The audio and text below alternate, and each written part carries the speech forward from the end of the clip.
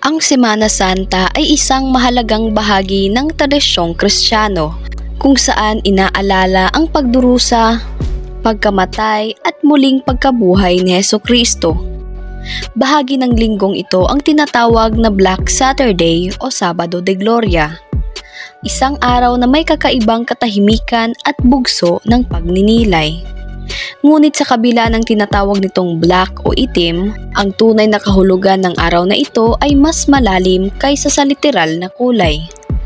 Bakit nga ba tinatawag na Black Saturday? Ang Black Saturday ay ang araw sa pagitan ng Biyernes Santo kung kailan namatay si Jesus at Linggo ng Pagkabuhay kung kailan siya muling nabuhay. Sa araw na ito, pinaniniwalaan na si Kristo ay nananatili sa libingan at ang simbahan ay nasa estado ng paghihintay at pananabik sa kanyang muling pagkabuhay. Bakit nga ba ito tinatawag na Black Saturday?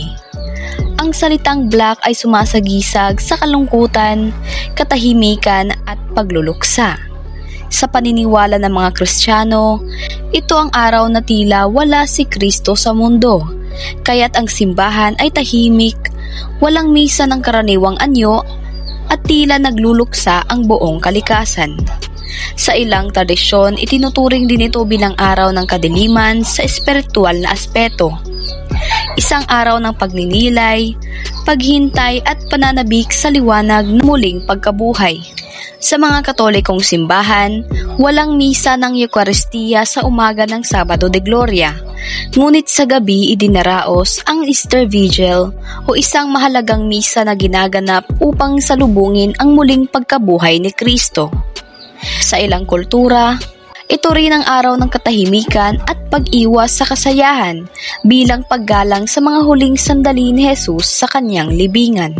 Sa ilang bahagi ng Pilipinas, pinaniniwalaang bawal pa ring maligo sa ilog o dagat dahil hindi pa raw ligtas hanggang hindi nabubuhay si Kristo.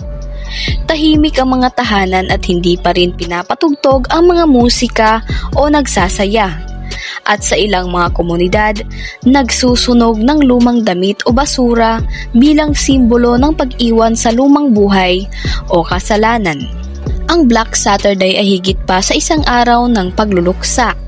Isa itong panahon ng tahimik na pagninilay, paghahanda ng puso at isipan para sa muling pagkabuhay ni Hesukristo.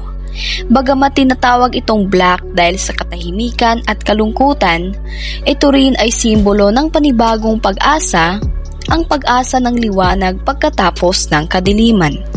Sa mata ng pananampalataya, ito ay paalala na sa bawat yugto ng pagdurusa ay may darating na tagumpay at sa bawat katahimikan ay may panibagong simula.